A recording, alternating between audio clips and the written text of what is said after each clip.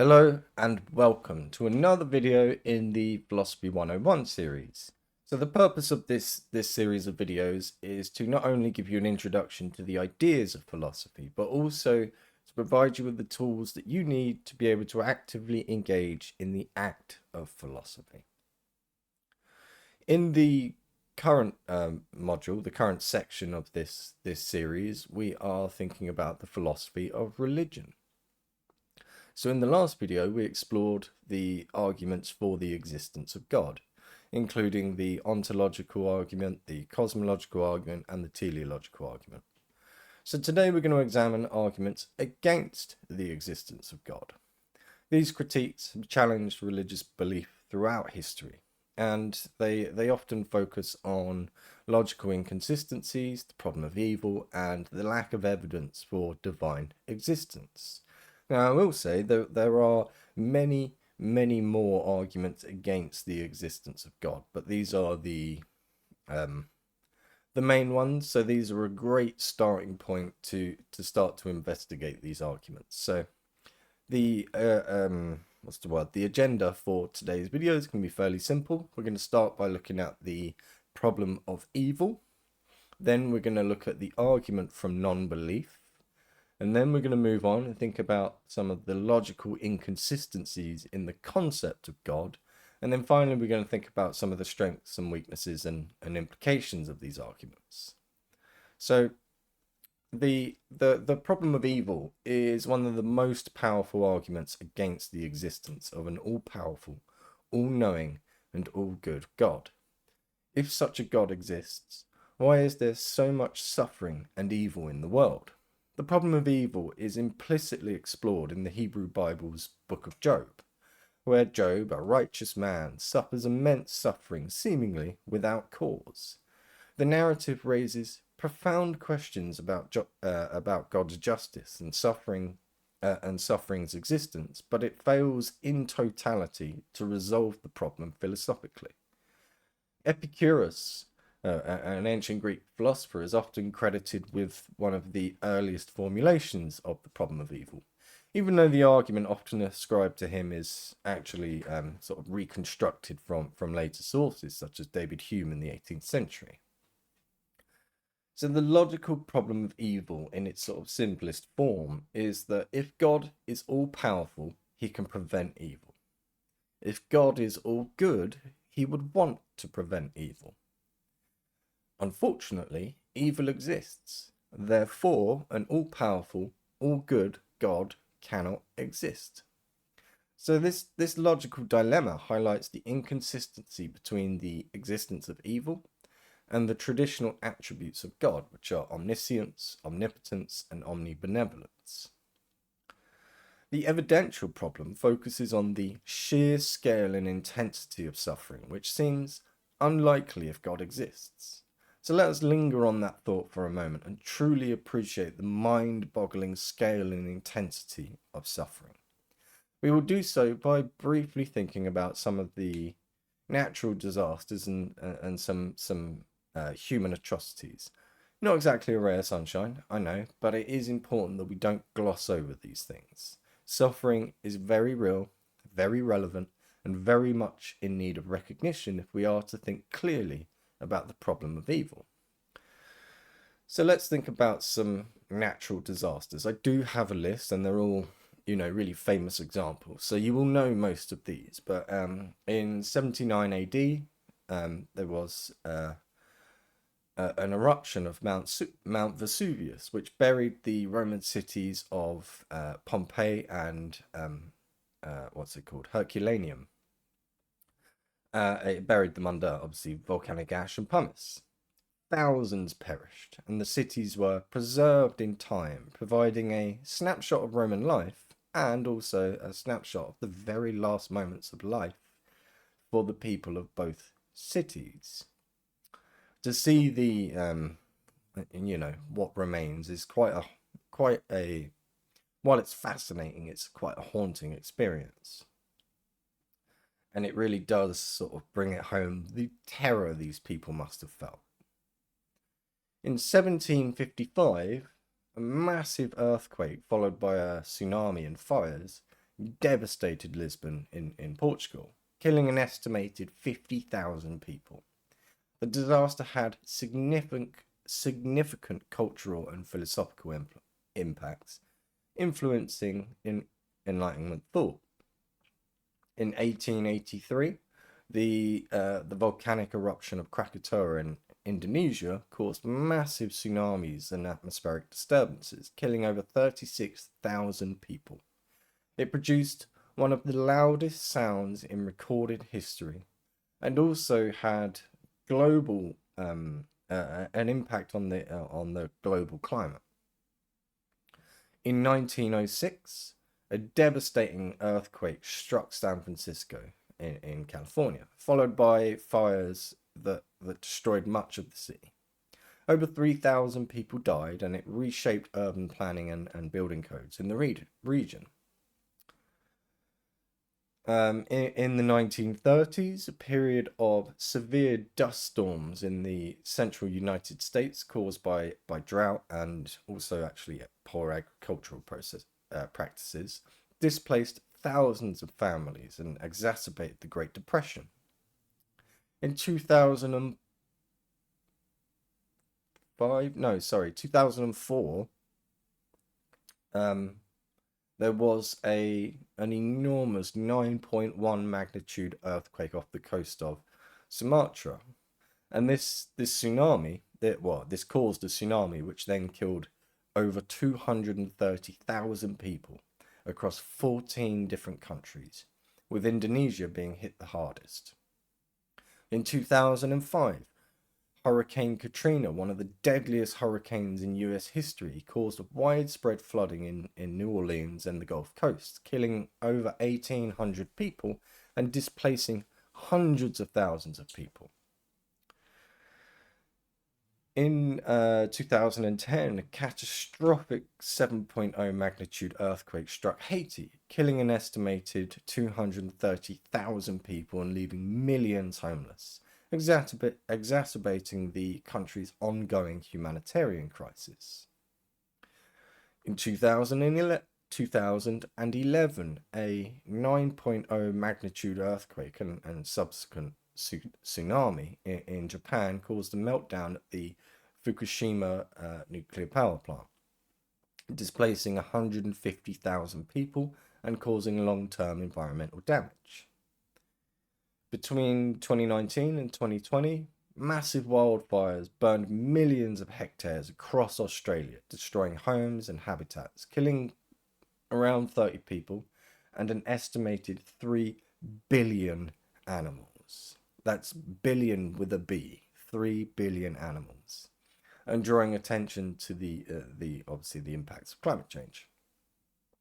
So let's now turn, I know that was unpleasant, but let's now turn our attention to human atrocities, which is obviously not any more pleasant. In fact, it's far worse. But here we go anyway. So between 1941 and 1945, during the Second World War, the Nazi Party of Germany systematically murdered 6 million Jews, along with millions of others, including the Romani people, disabled people, and political dissidents.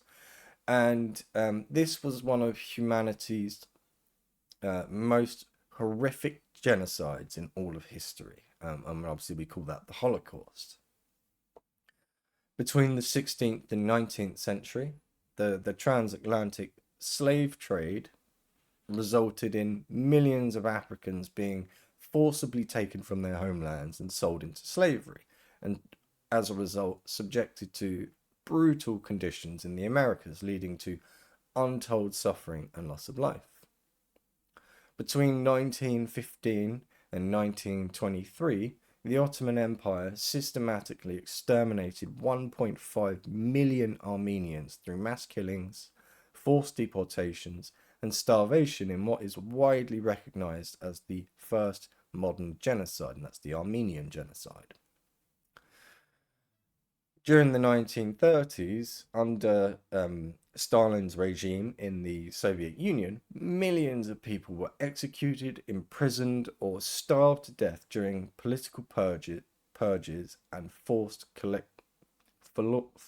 can't even speak today. Forced collectivization efforts, particularly in the Ukraine.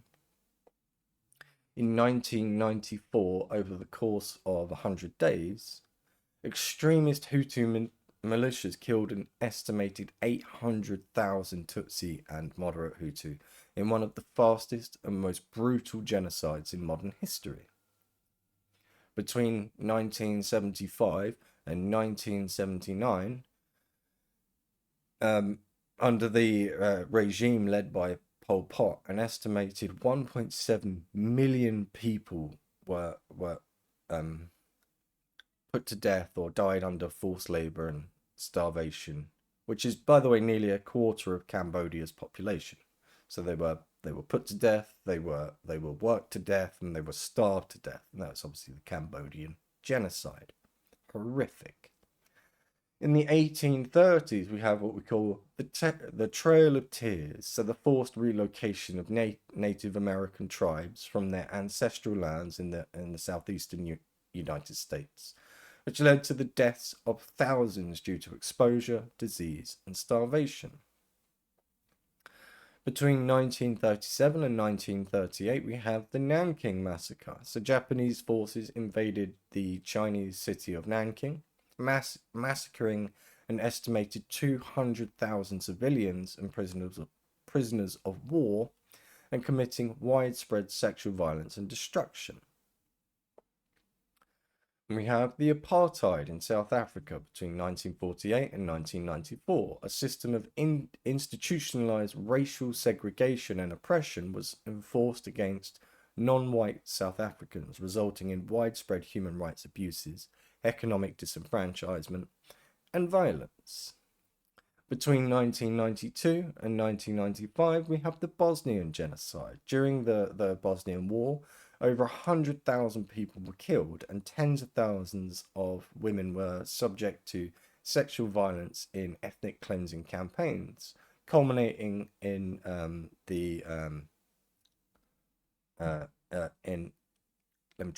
culminating in a massacre where over 8,000 men and boys were executed. So those are some human atrocities and some natural disasters that we as a species have faced. And these are examples of exactly what the problem of evil is referring to. And theists often respond to the problem of evil with the concept of free will, that God allows moral evil because free will is valuable, and while others argue that suffering builds character or serves a greater purpose. But do you find these responses convincing? Why or why not? That's something for you to ponder, right? So let's think about it. So first and foremost, the concept of free will. So the theists state that we have free will. However, free will is something that we are not really completely sure whether we do or do not have.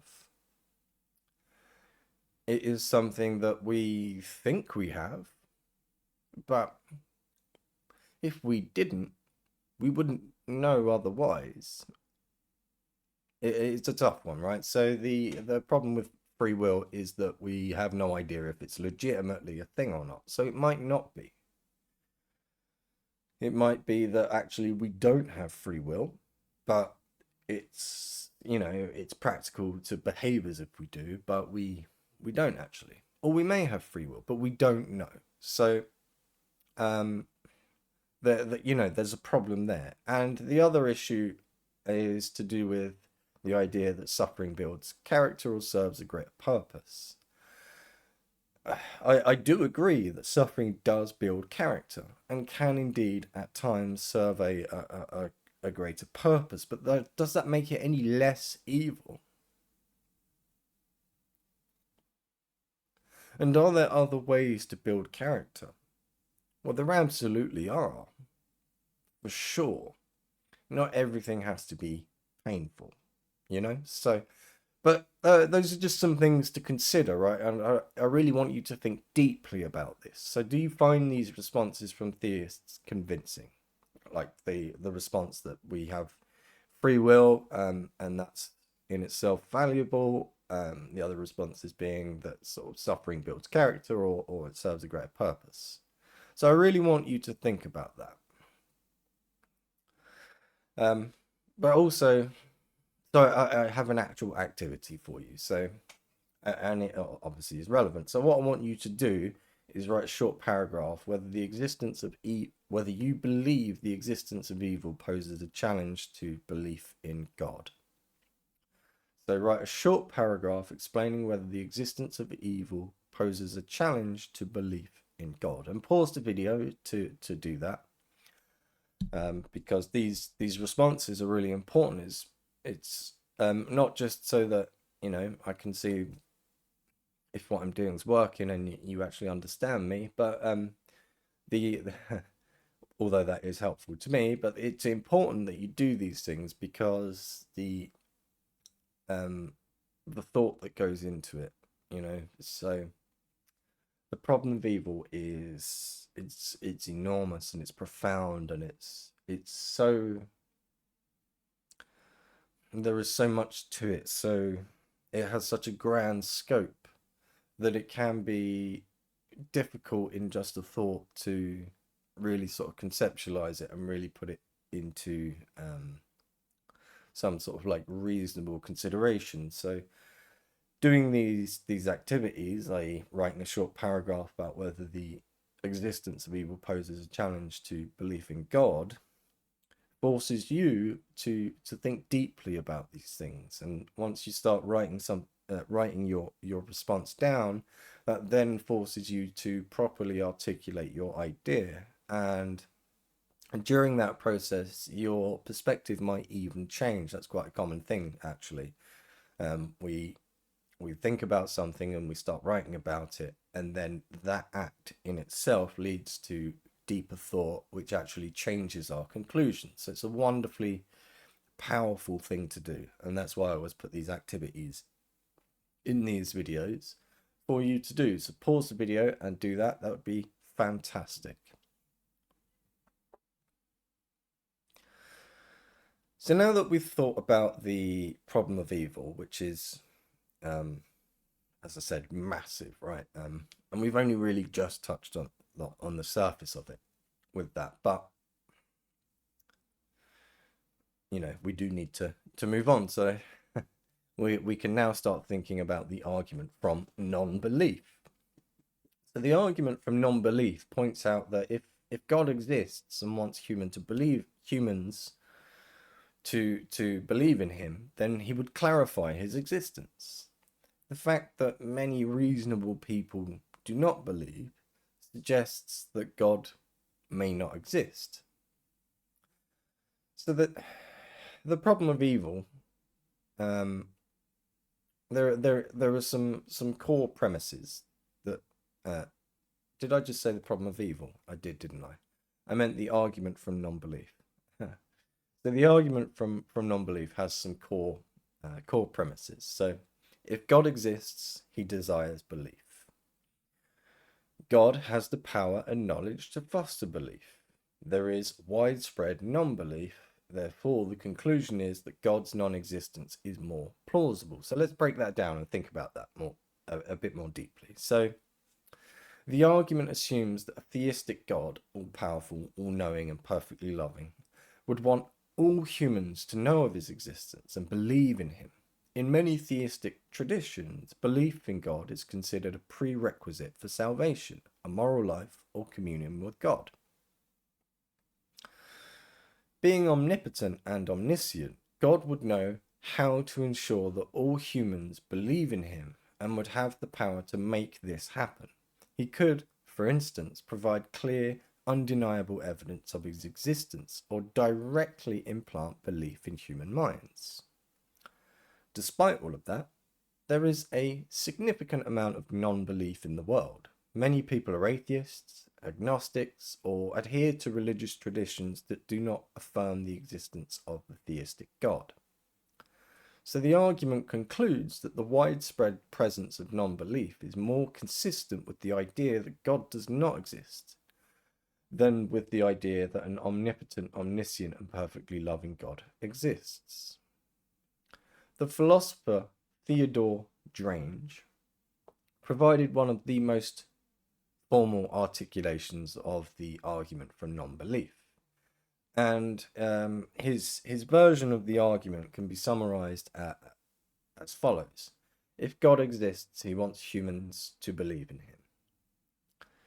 If God wants humans to believe in him, he would ensure that sufficient evidence of his existence is available to us all.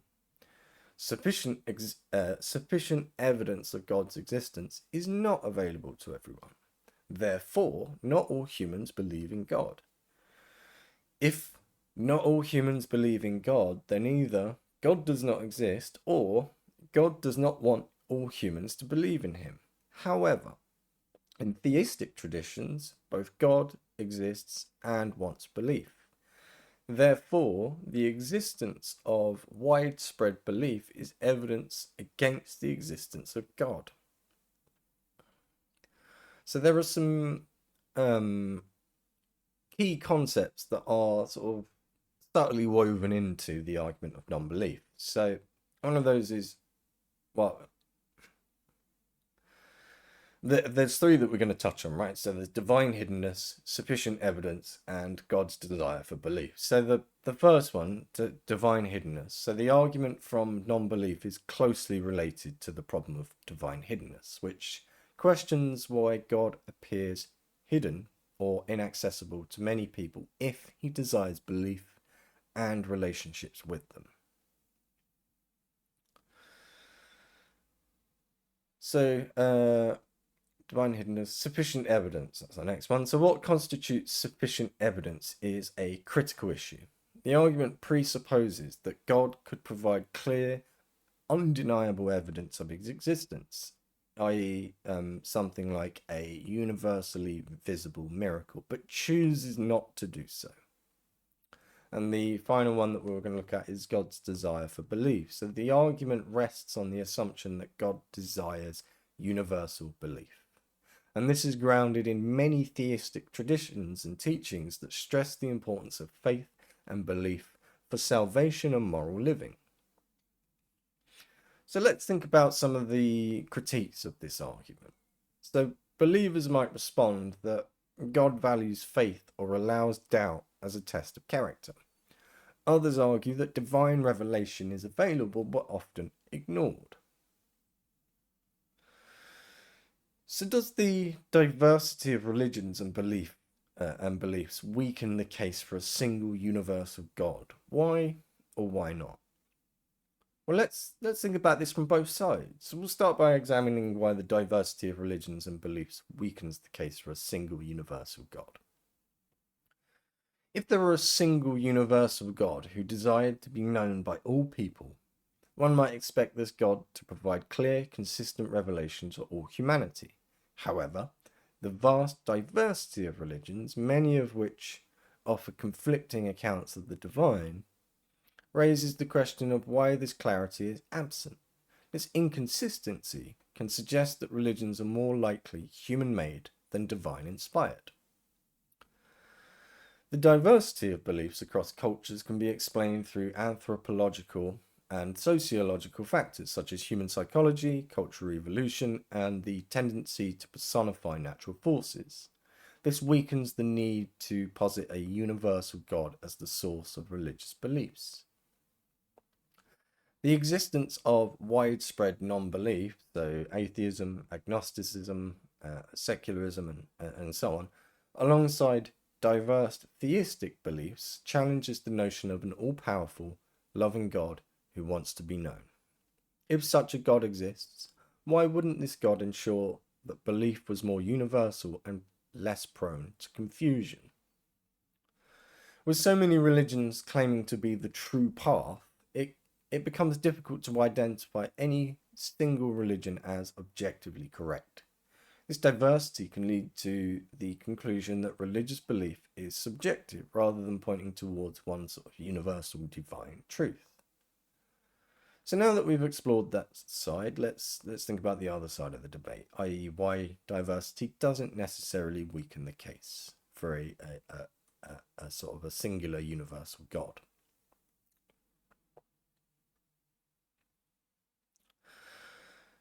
So, proponents of theism argue that God may allow humans to exercise free will in their search for the divine. The diversity of religions could reflect humanity's different interpretations of the same divine reality, filtered through cultural, historical, and linguistic differences. Some theologians, i.e. in sort of like pluralist perspectives, argue that all religions contain partial truths about the universal divine. Diversity might not indicate error, but instead reflect the complexity of a single divine reality that no one tradition truly comprehends. A universal God may interact with humans in culturally specific ways, leading to different expressions of worship, rituals, and theological concepts, while still pointing toward the same ultimate reality. If a single universal God exists, it is plausible that human limitations such as biases, lack of knowledge, and differing contexts lead to divergent beliefs. This diversity could say more about humans than it does about God. So these are some of the things that you may have thought of or should give consideration to from both sides of the argument. So now it's your turn to put your thinking caps on. Imagine for a moment that you're a theist, or maybe you actually are. So how would you, as a theist, respond to the argument from non-belief? So I want you to pause the video and post your response in the comments, and I want you to be as thoughtful and articulate as you can muster. This is a big question, and big questions require careful consideration. So pause the video and do that, and then when you come back, we will start thinking about the omnipotence paradox. So, did you do that? Brilliant. So I'm gonna I very much look forward to reading those responses. So now we can start to think about the omnipotence paradox. So the essentially the omnipotence paradox challenges the coherence of an all-powerful being. The omnipotence paradox is a classic critique of the concept of an omnipotent God. One who is like all-powerful, incapable of doing anything.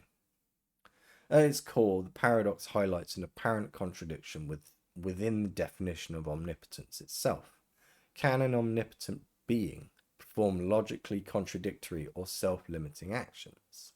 So this question is typically framed as, can God create a stone so heavy that he cannot lift it? So if God creates such a stone, then there exists something that he cannot do, i.e. lift the stone, which ultimately undermines his omnipotence. If God cannot create such a stone, then there is something he cannot do, i.e. create the stone, which also undermines his omnipotence. Either way, it seems that an all-powerful being's omnipotence would be negated. At the heart of the paradox is the question, does omnipotence include the ability to do the logically impossible? For example, can an omnipotent being make 2 + 2 = 5, create a square circle, or exist and not exist simultaneously? If omnipotence is understood as the ability to do anything, then this includes logical contradictions.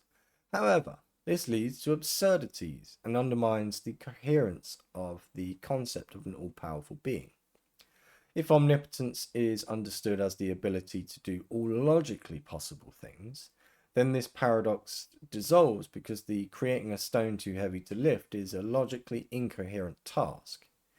In this view, the inability to perform logical contradictions is not a limitation of power, but a reflection of the nature of logic and existence.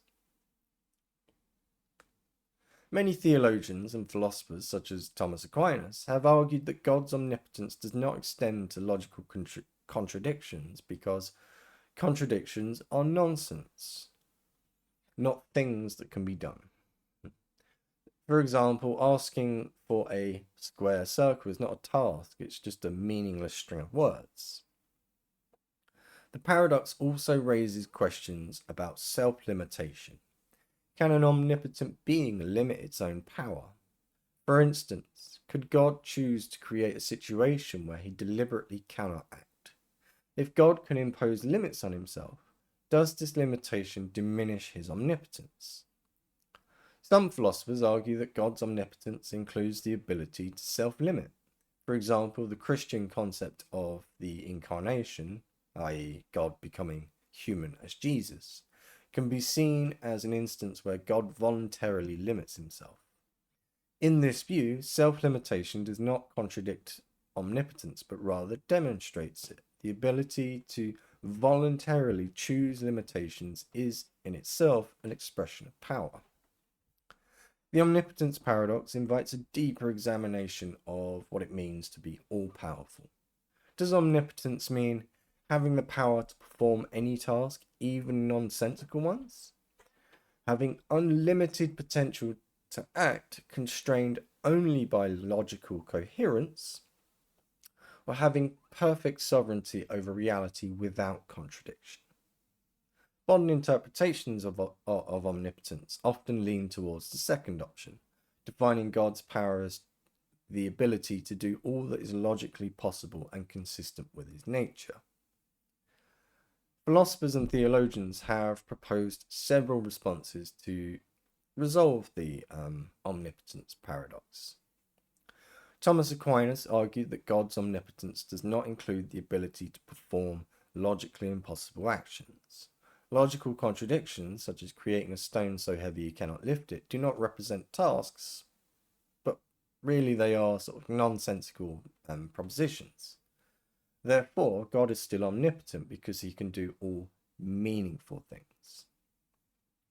So let's think about an example. So asking whether God can create a square circle is as meaningless as asking if a rock can be a married bachelor. The failure to do the logically impossible does not limit omnipotence. Some argue that the paradox imposes artificial rules on omnipotence.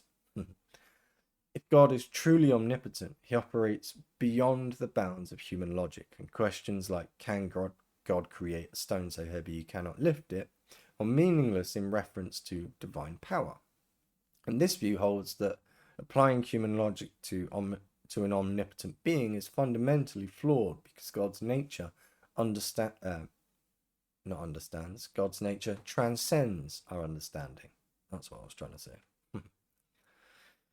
Another approach is to define omnipotence as perfect power consistent with divine nature. For instance, God cannot lie or create evil if these are inconsistent with his nature. Similarly, he cannot perform logical contradictions as they are inconsistent with reality.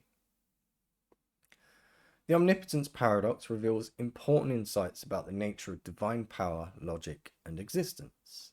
It forces believers and philosophers to refine their definitions of omnipotence. It highlights the limits of human understanding when discussing transcendent concepts like God, and it raises broader metaphysical questions about whether logic itself is contingent, could God change the laws of logic, or necessary, are logical truths absolute and binding on God? Other critiques focus on contradictions within religious texts or doctrines. So, for example, how can God be perfectly just and merciful when justice and mercy often conflict? So this is one of the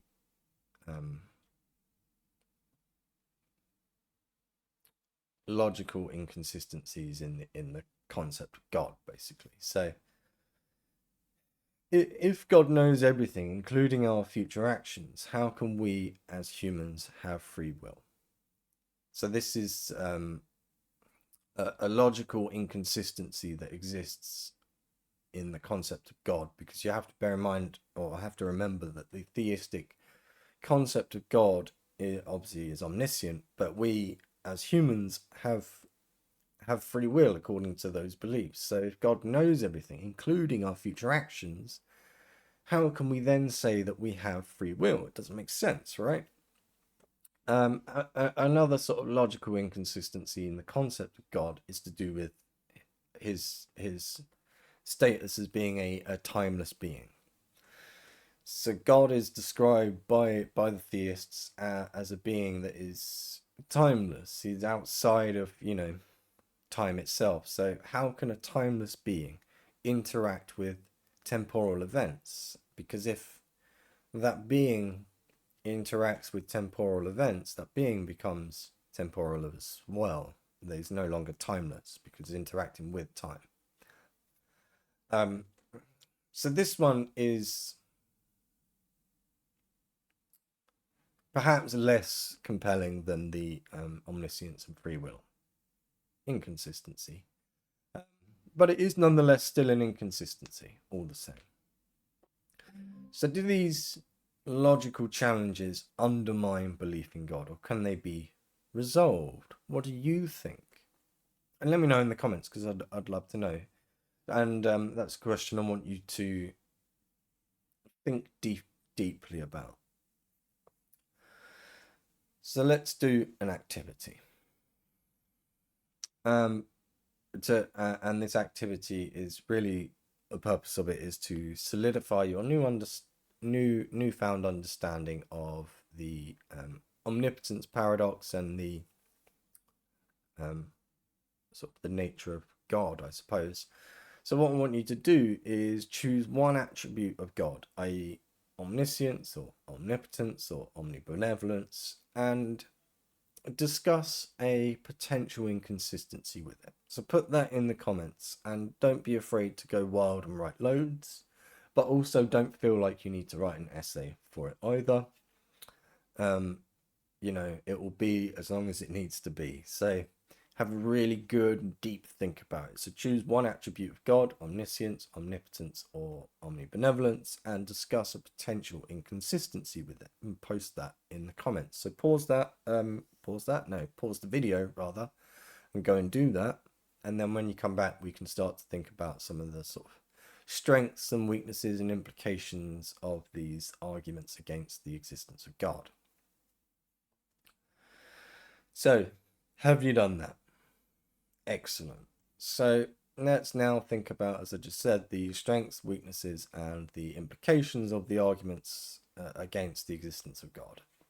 So arguments against God's existence challenge believers to address difficult questions and avoid simplistic assumptions. For instance, the problem of evil raises profound issues about how suffering and morality are reconciled with the concept of an all-powerful, all-good God. These challenges lead to deeper theological reflection and more nuanced beliefs. These arguments push believers to refine their understanding of faith and engage with philosophical complexities. While compelling, arguments against the existence of God often face limitations in their scope and conclusions. Critics argue that these objections do not conclusively disprove God, but rather challenge specific conceptions of God. For example, the problem of evil questions certain attributes of God, but doesn't necessarily rule out the possibility of a divine being. Believers may also respond with appeals to faith, personal experience, or reinterpretations of divine attributes that address these challenges. And this opens the door for alternative perspectives and the integration of personal and existential dimensions of faith.